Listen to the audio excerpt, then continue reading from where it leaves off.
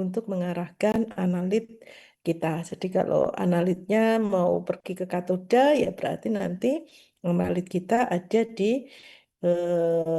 pemberiannya ada di sisi anodanya ya. Jadi biar nanti sama-sama bergerak sampai ke terminal katoda. Nah, kira-kira begitu. eh Baik, kemudian ini saya hmm, tidak muncul sebentar. Hmm,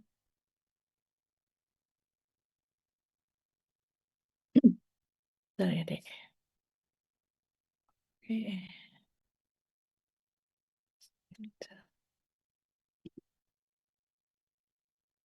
Hmm.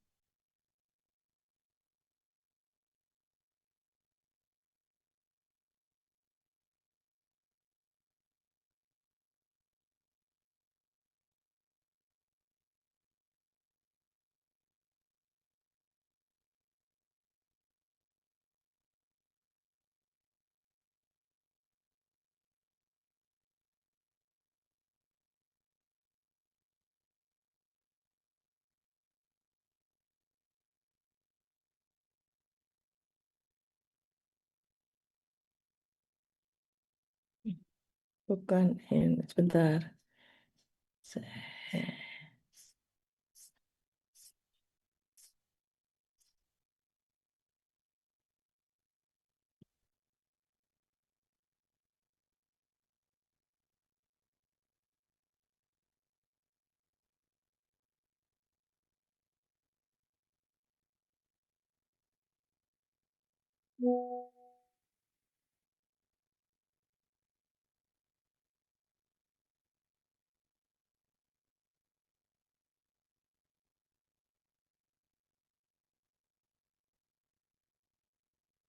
Sudah terlihat ya.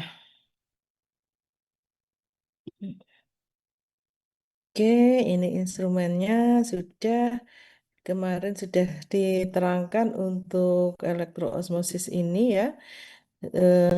Jadi pH tadi yang saya nyatakan tadi itu akan berpengaruh dulu pada bagaimana stabilitas gugus silanol yang ada di dinding kapiler ini untuk bisa memberikan satu muatan. Kalau contohnya di sini nanti dia bermuatan negatif sehingga muatan positifnya itu akan nempel di dinding, kemudian semakin jauh dari itu muatan positif yang menetralkan dinding yang bermuatan negatif itu akan semakin sedikit ya. Nah, efek dari adanya trigger untuk muatan negatif ini maka akan memberikan arah elektroosmosis itu, aliran elektroosmosisnya itu dari anoda ke katoda. Anoda itu siapa yang berkumpul di anoda? Tentu saja muatan-muatan yang memiliki jenis negatif ya, kemudian mengarah pada kutub katoda. Jadi si eh, ini akan diarahkan dan terminalnya harus sampai ke sana. Kemudian detektor juga dipasang di dekat terminal. Jadi setelah pemisahan baru dibaca detektornya. Detektornya nanti akan ada di sini. Ya. Nah, ini kekuatan elektroosmosis itu sangat ditentukan oleh tebal dari lapisan. Kalau yang di sini ini fixed layer, ya. Kemudian di sini adalah mobile layer, maka si kekuatan elektroosmosis itu akan ditentukan oleh ini tebal dari fixed dan mobile layer tadi itu, sehingga di sini nih ya jaraknya ini. Kalau ini disampaikan maka di sini adalah jarak ininya. Bu, kalau misalnya saya memiliki muatan-muatan penetralnya itu tidak 1+ tapi 3+, maka nanti layer yang dibentuk itu akan mengalami penipisan atau diperkecil ya. Sehingga si ini zeta potensial itu juga akan eh, menipis atau mengecil. Nah, kalau sudah mengecil, maka nanti tentu saja misalnya jadi sekian, maka zeta potensialnya hanya sekian ini. Nah, kalau kecil, maka nanti kekuatan elektroosmosisnya juga akan kecil. Ini manakala misalnya dipilih netralkannya 3 positif itu ya, misalnya 3 positif ya. Nah, maka nanti jumlah partikel yang duduk di sini itu akan menjadi lebih sempit lagi ya. Itu sebabnya maka eh, ditentukan oleh ketebalan dari fixed layer dan mobile layer atau double layer tadi itu. Nah, ini kekuatan elektroosmosisnya sangat ditentukan oleh tahapan dielektrika itu sama ya dialami oleh si elektroforetik dan juga oleh si elektroosmosis. Nah, ini menjadi faktor penentu Kak, ketika melihat. Kemudian faktor restriksinya apa? Di sini faktor restriksinya. Kalau ini kan suatu angka ya, pi itu kan angka 22/7 ya. Ini adalah viskositas ya. Kalau viskositasnya itu sangat viskus ya, itu besar, maka dibagi dengan pembilang yang besar, maka kekuatan elektroosmotiknya itu, elektroosmotic force ini menjadi lebih kecil lagi. Nah, ini harga zeta potensial proporsional Proporsional dengan muatan dinding kapiler jelas, kemudian tebal lapisan double layer ya. Jadi kalau tadi simbol zeta potensial timbulnya begini itu mengecil, maka M mu EOF-nya atau VEOF-nya itu mengalami penurunan. Oke. Kemudian bila pH dinaikkan, muatan akan meningkat, zeta potensial juga meningkat. Bila kekuatan ionik larutan itu ditingkatkan, maka tebal lapisan juga akan turun. Nah, kekuatan ionik itu yang saya gambarkan tadi itu, misalnya diisi dengan kekuatan ion 3 plus, nah ini akan memperkecil zeta potensialnya, ya. Nah, untuk mobilitas total solutnya adalah gabungan antara elektroforetik dan elektroosmotik. Ya, jadi kalau orientasi elektroforetiknya sesuai dengan orientasi aliran elektroosmosisnya, maka Anda akan mendapatkan suatu penjumlahan kapasitas untuk bergerak. Ya, kemudian kalau sistemnya kayak tadi, arah EOF-nya dari eh, anoda, ya kalau dari anoda EOF-nya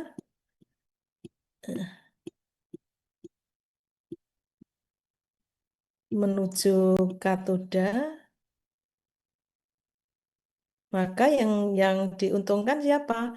Yang diuntungkan adalah kation ini, ya, karena kation itu akan bergerak ke siapa? Kation-kation ini. Kation ini akan bergerak menuju ke katoda. Elektroforetiknya juga mengarah ke sana sehingga dia akan memiliki kemampuan bergerak dijumlahkan aja ya. Tapi bagaimana kalau muatannya negatif? Nah, negatif itu orientasinya ke sana ya. Nah, kalau di EOF-nya ke sana kanan, kemudian elektroforetiknya ke kiri, ya kalau dijumlah maka resultannya akan berkurang ke kanannya. Itu menjadi lebih kecil dibanding dengan yang kation atau muatan positif. Nah, kalau yang netral ada di mana? Ya ada di tengah-tengahnya, besarannya sama dengan besaran elektroosmosis ya. Nah, ini salah satu contoh gambarannya ya. Ini 2 plus, mesti kesananya foretiknya akan sangat kuat ya. Kemudian kalau ini elektroosmotiknya semuanya ke arah kanan ini ya. Nah, dia 2 plus itu bisa sampai segini naik ke kanannya. Tapi kalau 1 plus ke sini ya, lebih kecil. Nol nggak punya ya, nol ya nol. Nggak punya orientasi untuk bergerak. Kalau ini arahnya ke sini, kemudian yang 2 minus itu ke kiri juga tambah kuat lagi. Kemudian resultannya ya ini, ya resultannya iki. Sekian untuk yang 2 min, kemudian -1 ke sini, ya. Nolnya sesuai dengan elektroosmosisnya. Oke, ini penjumlahannya tambah panjang lagi. Kemudian yang 12 ini juga lebih panjang lagi ya. Jadi kalau demikian nanti ini saking cepatnya, maka kalau nolnya dari sini ya, ini kayak tulisan Arab dari kanan, maka D itu akan keluar duluan ya. Diikuti oleh C, ikuti oleh netral, oleh B, dan oleh A ya, karena arahnya ke sana. Jadi kalau membaca elektroforegram, perhatikan orientasi dari sumbunya ya, mau ke kiri atau ke kanan. Oke, nah ini ketika kalian dulu praktikum analisis protein dengan konvensional, maka pertama kali langkahnya adalah protein yang keluar-keluar itu ya, double helix atau malah triple helix itu harus Anda buat denaturasi sampai membuat suatu single layer ya, membentang satu gitu ya. Jadi kalau kamu punya rambut diikal gitu, maka ikalannya harus dilepas sehingga rambut itu tergerai, kemudian sambil nanti dikasih muatan negatif. Kenapa Bu harus dikasih muatan negatif? Ya muatan positif bisa-bisa saja, tapi ingat bahwa tempat untuk memasukkan sampelmu itu berada di kutub negatif. Sehingga si sampel ini juga harus bermuatan negatif. Kenapa harus negatif? Agar dia mampu untuk bergerak ke bawah. Ke bawah itu muatannya apa? Soalnya ke bawah itu muatannya positif ya. Jadi dia nanti bisa bergerak ke bawah sana. Oke. Oleh karena itu strateginya adalah memberikan SDS, denaturasi sodium dodesil sulfat. Sulfatnya itu kan lepas, kemudian membentuk di dalam buffer itu nanti akan membentuk muatan negatif. Kalau sudah muatan negatif, masukkan ke sini, kemudian buffernya diisi sehingga ini nanti akan tercelup gitu ya. Kemudian nanti dikasih dengan eh, apa namanya arus listrik dan terjadi pemisahan.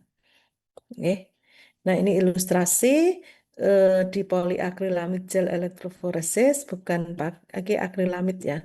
Hati-hati dengan akrilamid. Akrilamid itu bahan yang cukup berbahaya karsinogenik ya. Lalu dia lepas sebagai akrilamidnya. Nah, ini ilustrasinya. Jadi kalau di dalam elektroforesis itu tidak ada ruang antar partikel. Adanya apa? Adanya pori-pori yang continuous. Ya, jala-jala net pores atau pori-pori yang membentuk net. Ya. Nah,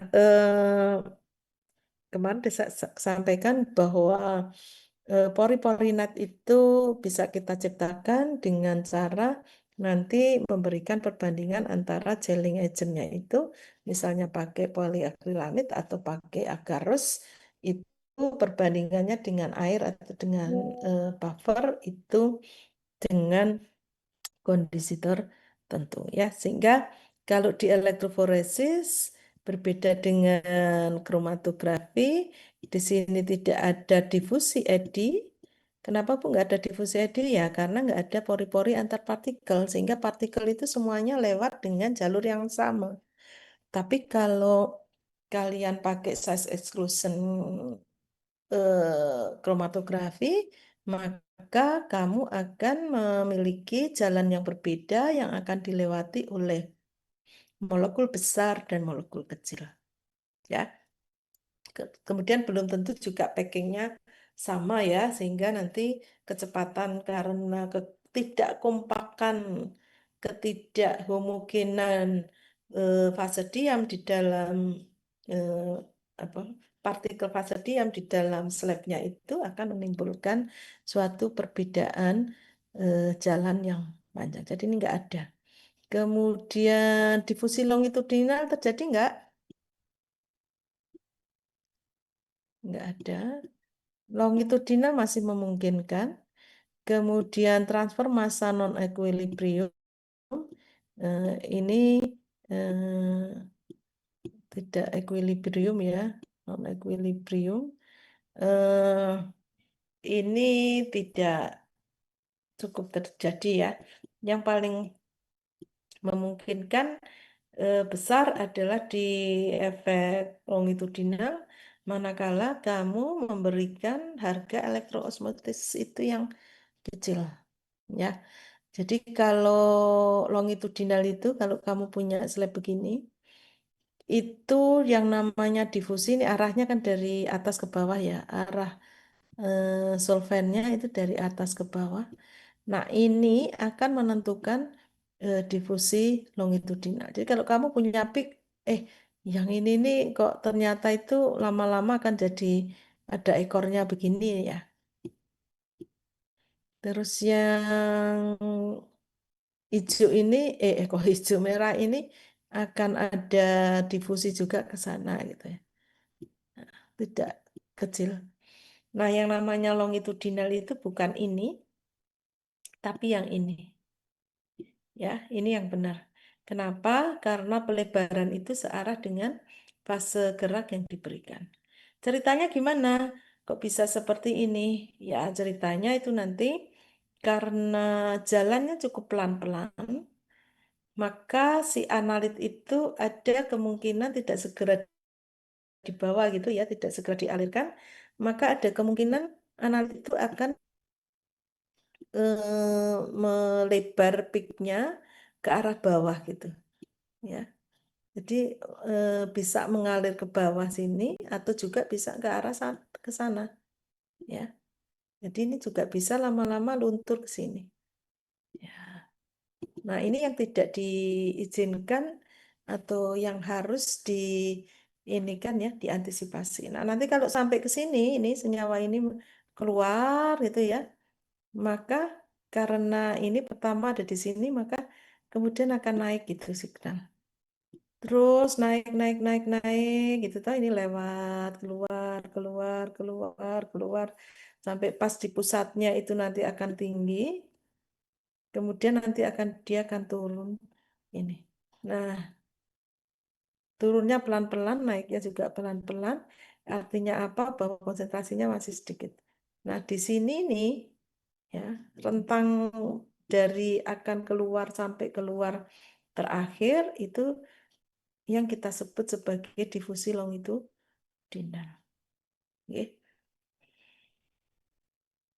Jadi bukan yang metode yang ini, oke, tapi yang searah. Oke, ini ilustrasinya yang gede, ukuran partikelnya, kemudian positif charge-nya slow atau low positif, maka kecepatannya menjadi slow, menjadi lambat, ya, turun-turunnya lambat. Tapi kalau gede, tapi high position positive charge, ini positifnya banyak, maka dia bisa nyelip dari yang ungu ini. Diselip dari yang merah ini. Si ungunya bisa jalan lebih cepat. Kemudian ada yang small high positive charge, ya dia akan lari kencang lagi ya daripada yang kotak biru itu. Oke, semoga bisa dipahami.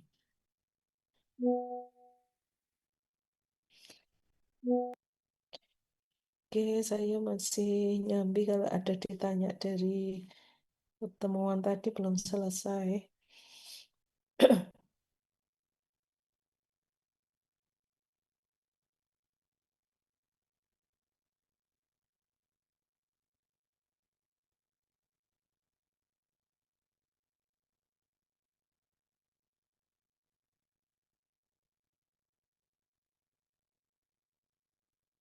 Nah, ini ya Dek ya. Jadi ini kalau kamu punya TLC itu juga yang namanya fase longitudinal itu juga yang searah. Jadi kalau kamu punya APLC kan begini ya kolomnya.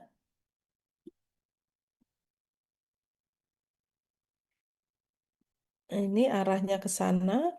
Maka kalau kamu punya peak yang tadinya kecil begini, terus jalannya lambat, terus terus terus terus sampai di sini itu dia menjadi gede, ya. Kenapa gede? Karena ini sambil jalan itu dia akan blobber ya ke sana. Terus ada yang melebur ke belakang itu. Terus akhirnya kamu dapat peak yang besar, ya.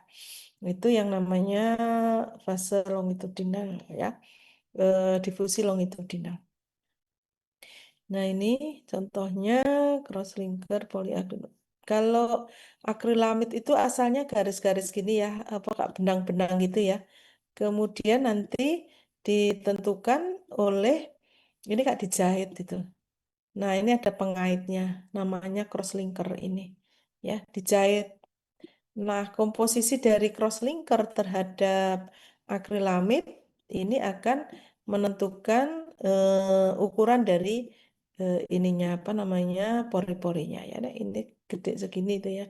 Kalau nanti crosslinkerku tak tambahi konsentrasinya, maka dia jahitnya akan lebih rapi lagi. Jadi ininya menjadi kecil-kecil gini. Ya. Nah, kalau agarus itu ditentukan oleh rasio agar dan air dalam buffer, tapi kalau yang ini poliakrilamid itu ditentukan oleh besarnya perbandingan antara poliakrilamid dengan si crosslinkernya. Ya. Nah, ini ilustrasinya kalau kamu sudah lakukan elektroforesis kemudian dilakukan anu ya visualisasi ya. Nah, kalau di TLC itu visualisasinya bisa dengan reagen semprot ya. Kalau misalnya kamu mau melihat spot mana yang punya titik apa namanya kemampuan antioksidan, semprot aja dengan radikal di PPH gitu ya. Kalau ingin misalnya apa namanya analisis terpenoid gitu, oh disemprot dengan pelarut Dragendorf misalnya atau anisaldehid. Kalau misalnya aku mau lihat senyawa polifenol, maka aku akan kasih reagen semprotnya varichloride biar warnanya apa namanya untuk kompleks kemudian warnanya menjadi biru biru tua gitu ya. Nah, itu visualisasi. Nah, visualisasi ini kalau misalnya Anda sudah visualisasi, nah TLC itu kemudian ada yang namanya densitometer ya, scanner densitometer. Ini gede ya. Densitometer tadi kayak yang kamu kerja di praktikum. Nah, alat densitometer itu alatnya semi kuantitatif. Kenapa semi kuantitatif? Karena dia melakukan scanning yang bergerak ya. Jadi di densitometer itu nanti sifatnya kalau kamu punya plate itu, kemudian ada spot, kemudian kamu mau lakuin apa namanya elektroforesis misalnya ini spot awalnya ya. Spot awalnya, lagi pura-puranya, kemudian dialiri ke sana. Nah, nanti kamu itu kalau dengan densitometer, maka densitometer itu kayak pena begini, tidak bergerak. Nah, pergerakannya itu ketika ketemu sampel, maka kamu itu akan seperti mengarsir. Ya, misalnya ini. Aku bisa atur penaku itu sambil ubah-ubah gini ya, gerak-gerak gini ya, saya bisa mengatur jarak getaran untuk mengarsir ini, ya. Atau aku bisa yang modelnya kecil-kecil.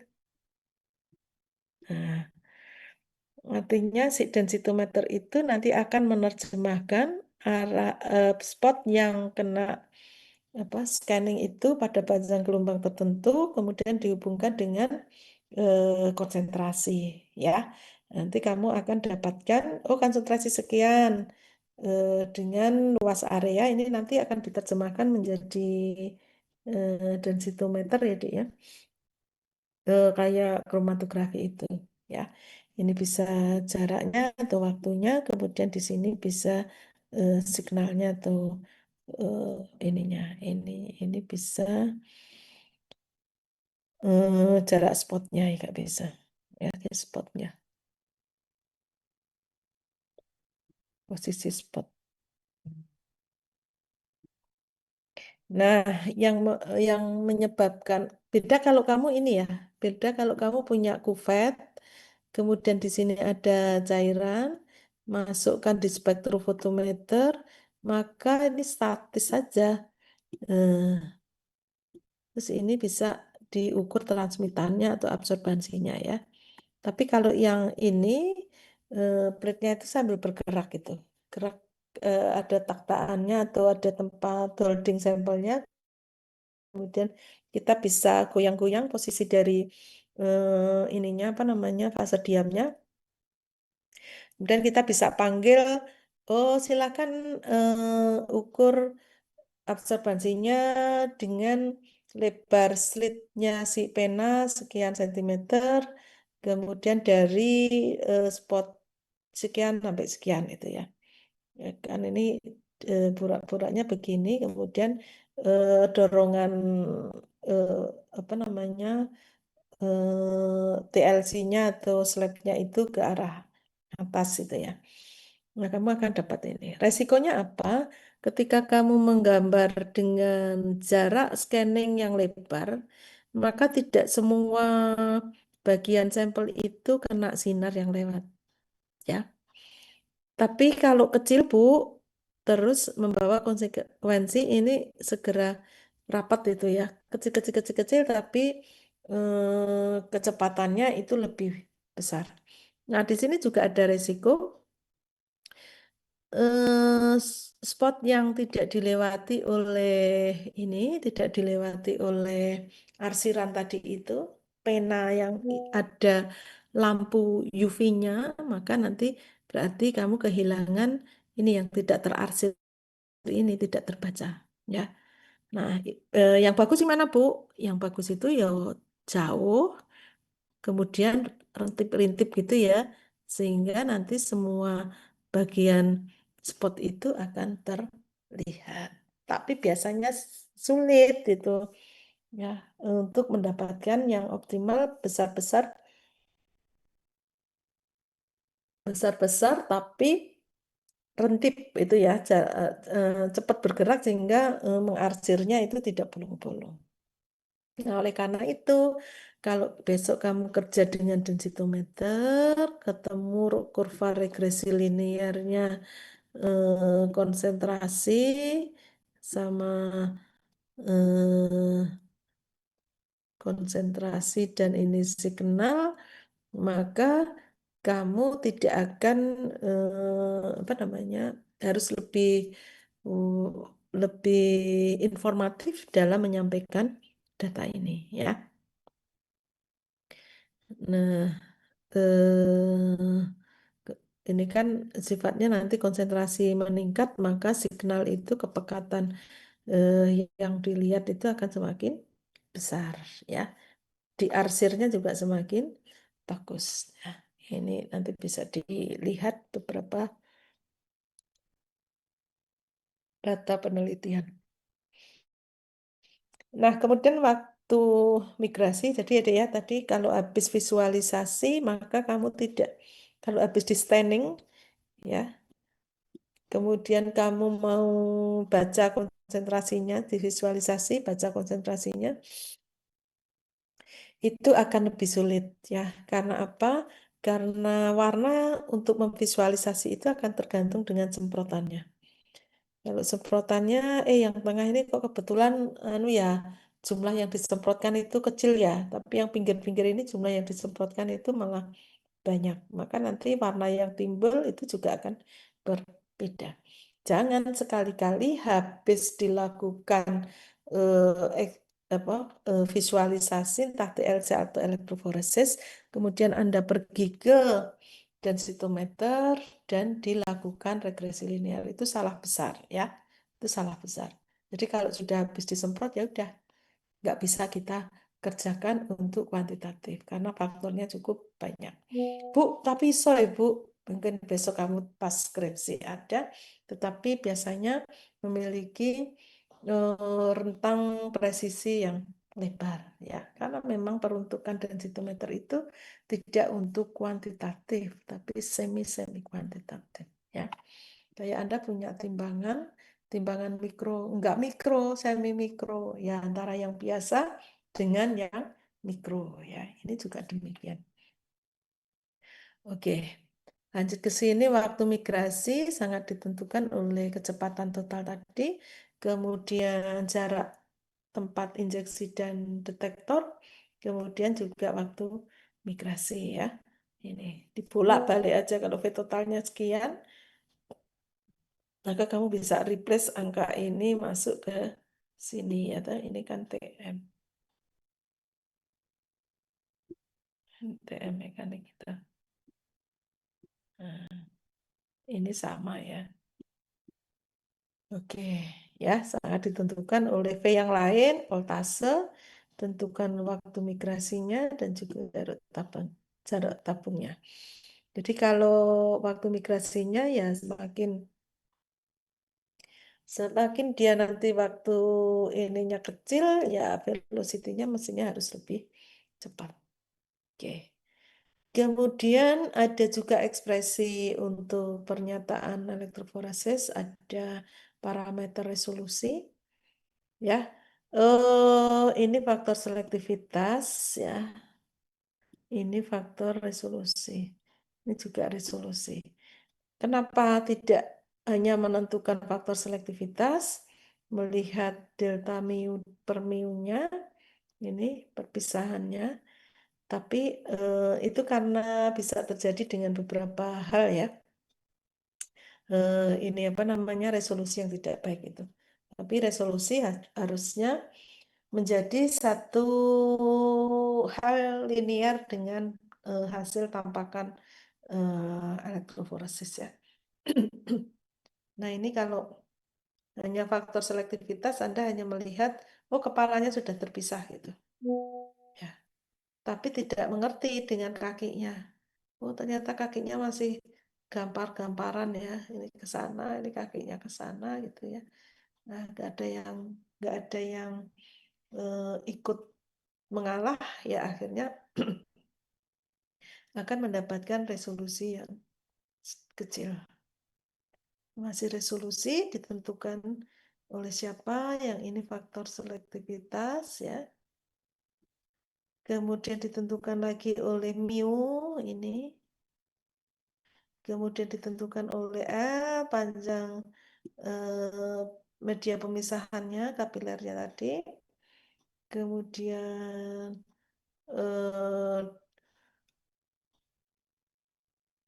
D itu koefisien yang mengkarakterisasi kecepatan longitudinal yang menyebabkan apa namanya eh, eh, broadening atau melebar ya puncak atau spot yang sudah ditotolkan. Nah, ini resolusi juga bisa dilihat dengan rumus ini. Ini terlihat juga bahwa mu, EP, dan average-nya. Average itu kan sebenarnya juga mirip-mirip dengan apa namanya eh, faktor koreksi yang mungkin nanti kerja sampel, kemudian kerja dengan data dari apa namanya dari em, apa jenenge dek eh, dari elektroforesisnya yang berupa gambar kayak kayak kromatografi. Nah, itu sangat ditentukan juga oleh ininya, kecepatan masing-masing itu. Dan RS dapat ditingkatkan dan menaikkan siapa voltasenya, menurunkan siapa MOF-nya ya, tapi menurunkan MOF ternyata akan membawa konsekuensi. Nah, yang bawa fase geraknya lemah gemulai ya waktu analisisnya menjadi lama ya. Kemudian juga efisiensinya akan menurun. Oke. Kemudian ini jumlah lempeng teoretik juga berdasar pada elektroforetik dan elektroosmotic mobility, capacity mobility-nya, kemudian voltasenya, kemudian koefisien difusi dari obat tersebut terhadap bentuk sediaan. Oke, bisa dilihat di sini bahwa harga N plate teoritik itu sangat bervariasi dan kisaran seratusan ribu. Kalau kamu punya HPLC, sekitar berapa HPLC? Ya, Bu, 2000, 6000 itu udah bagus sekali ya HPLC. Kemudian meningkat dari itu GC itu ya, GCMS atau GCFID. Nah, itu kan akan muncul apa namanya angka plate teoritiknya. Ya, kalau APLC 2000, 9000 dan lah ya. 9000 itu udah bagus sekali ya. 2000, 4000, 5000 itu make sense. Kemudian kalau yang elektroforesis kapiler, nah elektroforesis kapiler itu nanti memiliki kapasitas yang cukup kecil, tetapi dia kemampuan resolusinya itu bagus sekali ya. Eh, itu kalau yang GC itu ya sekitar 10.000 lah, 10.000, 20.000 M-nya. Nah, kapileri ini bisa 100.000 sampai 200.000. Asalkan apa? Asalkan kontribusi dari analisnya itu terlihat eh, jelas ya. Nah, kalau kamu sudah mengetahui N-nya, maka tinggi preteoritik itu Anda bisa ukur H ya. Nah, ini sama dengan L per N. N-nya sudah bisa dihitung. Oke, nah kalau ini selektivitas, ngitungnya hanya ngelihat berapa kapasitas senyawa satu dengan senyawa yang kedua yang berdekatan ya. Alfanya itu hanya melihat tinggi puncaknya, kepalanya, tapi kakinya tidak akan bisa melihat apakah masih berbenturan ataukah tidak. Ya. Oke, harga alfa itu dibagi dengan pH buffer ya. Nah, ini silakan dijawab dalam hati masing-masing karena yang memperhatikan dan yang tidak saya juga nggak ngerti. Tetapi minimal Anda setelah mempelajari entah bagaimana caranya belajar, apakah cukup dengerin atau dengan coret-coretan atau dengan mengekspresikan ulang tulisannya, Anda harusnya sudah bisa menjawab ini ya, menjawab beberapa question atau pertanyaan ini. Eh, Inti dari menjawab itu adalah betul-betul dilihat ya, dilihat apa sih yang diminta oleh soal itu. Jadi kalau misalnya ini sekedar definisi ya pasti sudah nggak tahu ya elektroosmotik, elektroforetik ya bla bla bla. Nah yang nomor dua ini ya faktor apa saja yang dapat memperlambat migrasi analit dalam elektroforesis ya karena tidak dicantumkan elektroforesisnya maka Anda harus jelasin elektroforesis yang konvensional ataukah elektroforesis yang kapiler. Nah setelah itu kemudian Anda pilih yang memperlambat. Nah, ini faktornya kan hanya ada dua itu ya, elektroosmotik dan elektroforetik. Nah, berarti nanti Anda akan ini kan faktor untuk elektroforetiknya, EP-nya, kemudian faktor untuk EOS-nya atau EOF ya, electroosmotic force. Ya, nah ini kan ada eh, electrophoretic mobility sangat ditentukan oleh tadi apa voltasenya ya atau kekuatan listriknya di apa kalau mau lambat ya berarti diperkecil ya kalau diperbesar itu nanti akan rentetannya akan menurunkan viskositas ya kemudian viskositas main kemana-mana viskositasnya biar lambat harus gimana harus dinaikkan ya naikannya dengan cara apa dengan cara memberikan buffer yang pekat nah itu sudah jelas nanti akan viskositasnya terpengaruh. Nah, kemudian juga viskositas itu bisa EP dan EOF. Kemudian kalau EP-nya memperlambat itu dengan cara apa? Ya ukuran porinya itu diperkecil ya. Ukuran pori 4pi R tadi itu. Nah, si R-nya itu akan di ukuran diameter porinya itu diperkecil, maka gerakan analitnya itu akan semakin susah. Itu untuk elektroforetik. Nah, untuk yang elektroosmotik, jadi kalau memperlambat ya Anda karena elektroosmotik itu harus men-trigger si dinding kapilernya, maka kalau diperlambat ya itu nggak muncul, nggak usah dimunculin itu.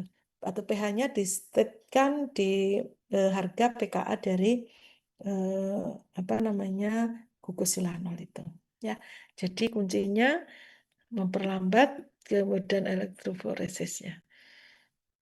Nomor tiga, faktor apa yang harus dikendalikan agar diperoleh hasil pemisahan yang baik? Nah, kalau namanya hasil pemisahan berarti nanti faktornya adalah melihat RS, ya, resolusi. Resolusi ditentukan oleh siapa? Kalau baik, maka Anda upayakan RS-nya menjadi lebih banyak lagi atau lebih besar harganya. Nah, RS tadi itu ditentukan oleh apa? Oleh voltase juga ada, kemudian juga oleh faktor lainnya ya, kayak apa namanya memperkecil difusi longitudinalnya tadi. Ya, itu juga bisa menjadikan hasil pemisahan itu menjadi baik karena apa longitudinalnya diperkecil, maka kamu dapatkan peak yang tidak melebar. Peak yang tidak melebar itu akan tentu saja tidak mengganggu peak sebelahnya, ya. Tapi kalau melebar kemana-mana bisa jadi ekornya masih nyambung dengan eh, spot kawan terdekatnya, ya, benang letaknya bersampingan. Oke, ada yang mau ditanyakan? Kalau tidak, ini satu slide lagi aja ya. Saya ingin sampaikan ke adik-adik itu tentang eh, tipe-tipe pemisahan di elektroforesis kapiler. Itu kita ada yang namanya zona elektroforesis, ada isotakoforesis, dan isoelektrik focusing. Apa artinya? Satu, yang zona elektroforesis, kalau kamu punya sampel, maka sampel itu akan bergerak sesuai dengan kemampuannya dibawa oleh arus listrik tadi melalui si buffermu tadi itu, kemudian kecepatan masing-masing itu berbeda, kemudian dia akan mengumpul yang bisa jalan cepat, yang ngumpul sama yang cepat, ini yang cepat ini. Kemudian yang kurang cepat, yang ngumpul jadi kurang cepat. Sehingga akan membentuk zona-zona ini atau daerah-daerah ini. Nah, ketika membentuk daerah-daerah ini, maka nanti kamu akan terakhir itu akan dapatkan elektroforegram yang mirip dengan apa namanya? Mirip dengan si ini, si kromatogram ya. Jadi ini nanti keluar, oke ada P, kemudian sepi gitu ya, karena nggak ada signal dari sini keluar, terus diikuti oleh senyawa yang ini. Nah, gitu ya. Nah, ini nanti keluarnya ditandai oleh zona-zona tertentu ini. Oke, ini udah memisah ini ya ke sana. Nah, kemudian kalau isotakoforesis itu sistem buffernya dibuat dengan memberikan dua macam ion. Yang satu ion yang memiliki kecepatan gerak yang sangat bagus, yang kita sebut sebagai L negatif ini. Karena kenapa Bu negatif? Lah targetin yang positif ya. Jadi yang kita bahas adalah ion yang akan menuju eh, muatan positif ini. Nah, ini ada leading ion, itu yang kemampuan bergeraknya cepat. Kemudian ada terminating ion atau T ini ya. Ada L, ada T. Nah, nanti ini wujudnya layer ya Dek ya, layer-layer gitu. Sehingga tidak ada putusnya antara yang leading ion dan terminating ion. Nah, kalau ada campuran yang masih acak ini ya, acak, acak, acak, acak ini, nanti dengan isotakoforesis itu yang ion yang memiliki kecepatan gerak yang cepat, maka dia nanti akan bergabungnya atau masuknya pada fase di mana ada banyak leading ion. Jadi yang cepat ngumpul dengan ion-ion cepat, yang lambat ngumpul dengan ion-ion yang lambat. Nah, nanti tapi ini tidak ada jeda kayak di sini ya toh. Nggak ada jeda di sini. Ini nyambung terus ya. Sehingga nanti elektroforogramnya itu kamu akan dapatkan ini misalnya belum keluar ya gini, terus saatnya yang cepat ini keluar dia nanti absorbansinya berapa? Oh, naik gitu. Nah, naik itu sampai waktu tertentu ya. Bu, kenapa nggak turun, Bu? Karena ini dalam satu layer itu konsentrasinya sama gitu. Ya, jadi begitu naik, kemudian dia itu akan begini. Kemudian diikuti dengan layer berikutnya saat yang nggak begitu cepat ini yang masuk terminating ion itu, lihat kromofornya, absorbansinya, dia lebih besar atau lebih kecil. Kalau lebih kecil dia akan turun, tapi kalau lebih besar dia akan naik. Saya gambarkan naik saja. Kemudian dalam waktu-waktu tertentu dia nanti akan habis ya. Terus kemudian turun lagi signalnya. Nah, artinya di sini luas areanya itu ini segi 4 ini dan segi 4 yang ini. Ya, segi ini ya dengan yang ini luas areanya ya. Gitu. Di luas area yang di titik-titik dengan luas area yang diarsir. Itu isotakoforesis. Nah, kemudian yang berikutnya adalah yang isoelectric focusing. Oh ya, satu lagi, kalau ini contohnya leading ion itu misalnya ion negatif dari klorida, Cl. Nah, Cl itu molekulnya kecil, kemudian kekuatan ioniknya besar, sehingga dia apa? Gesit sekali untuk jalan. Beda dengan nanti kalau counternya yang cepat kan yang lambat, yang T. Yang T itu kita kasih dengan ion-ion dari asam organik, misalnya karboksilat, kasih asam asetat itu. Nah, nanti asam asetat di dalam air itu si buffer itu akan menjadi ion CH3COO minus ya. Nah, apa negatif dari gugus karboksil itu pasti gerakannya lebih lambat dibanding yang leading ion dari si Cl ya. Nah, itu. Kemudian terakhir ini yang isoelectric focusing. Nah, isoelectric focusing itu apa? Anda persiapkan di dalam kapiler itu pH gradien. Gradien dari asam menuju basa. Dan ini membuat layer-layer-layer. Nanti kalau ada campuran senyawa, maka campuran itu akan bergerak menuju daerah di mana pH-nya sama dengan pI. Hmm. Ya, ini contohnya yang A itu punya pI sekitar 9. Maka dia nanti dari titik pemberian sampel, sampelnya tidak harus dari sini ya, dia, tapi di atas juga bisa. Cuma ini mengilustrasikan saja bahwa ini yang tidak terarsir gelap, si A ini punya punya apa namanya PI itu 9. PI itu apa?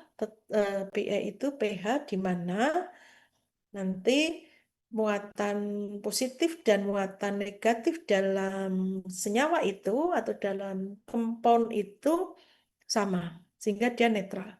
Kalau netral, maka dia udah diam aja di situ, nyaman ya. Secara elektroforetik dia nyaman ada di situ.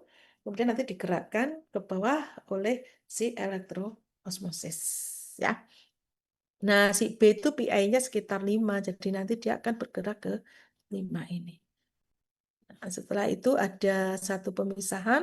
Nah, ini pemisahan hasilnya mirip-mirip nanti dengan yang zona elektroforesis ini. Jadi artinya nanti kamu si B keluar habis nggak ada signal diikuti oleh si A gitu ya. Ini si A, ini si B.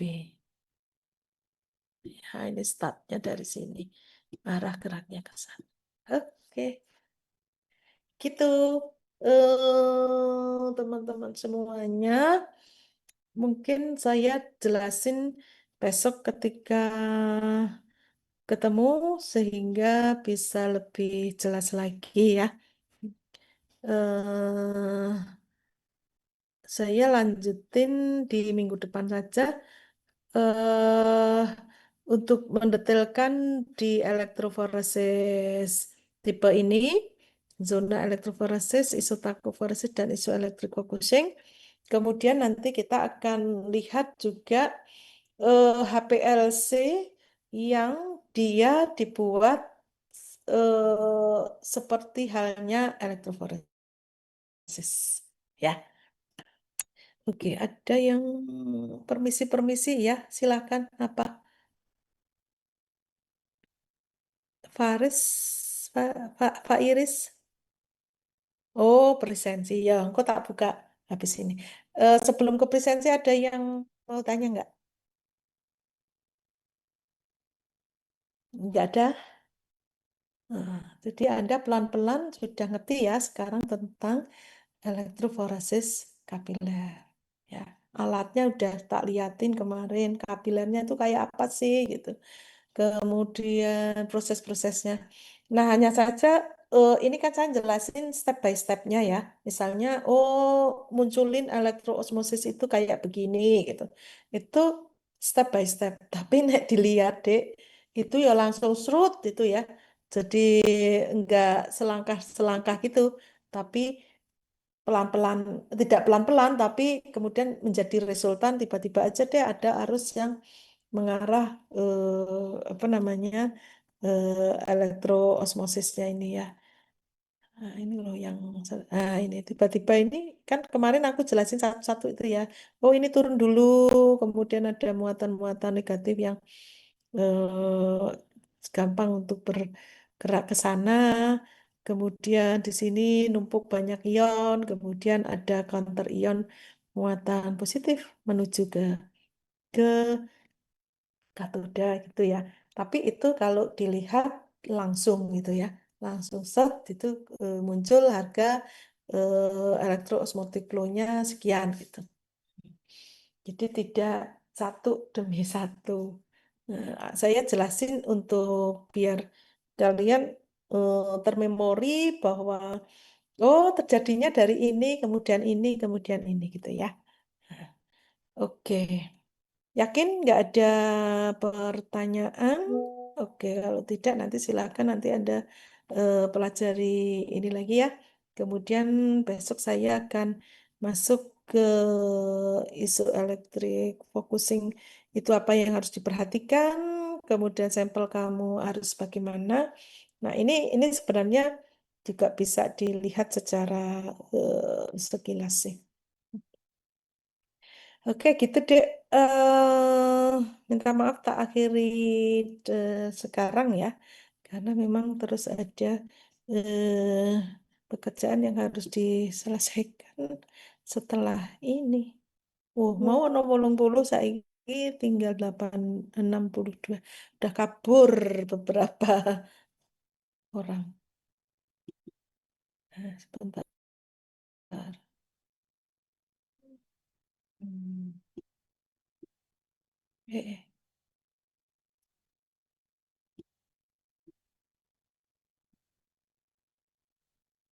hmm.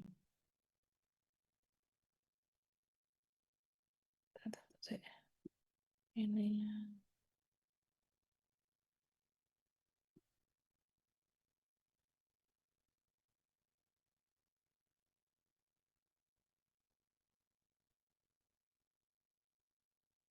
Oke, yang belum presensi siapa? Kelihatan?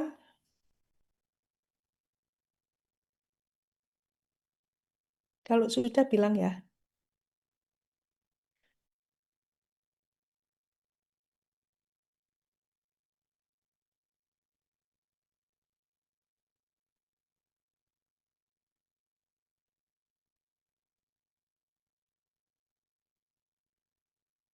Sudah?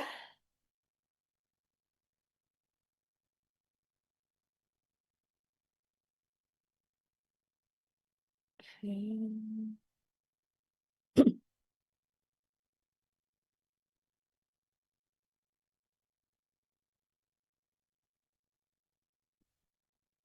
Sudah, ya. Terima kasih.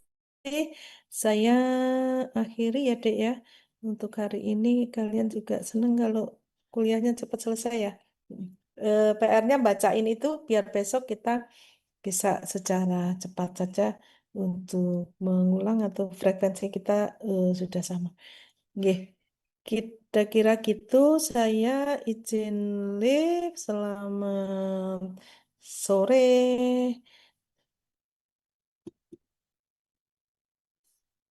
Kasih, Bu. Mm-mm. Terima kasih, Bu. Sama-sama, Terima kasih, Bu. sama-sama.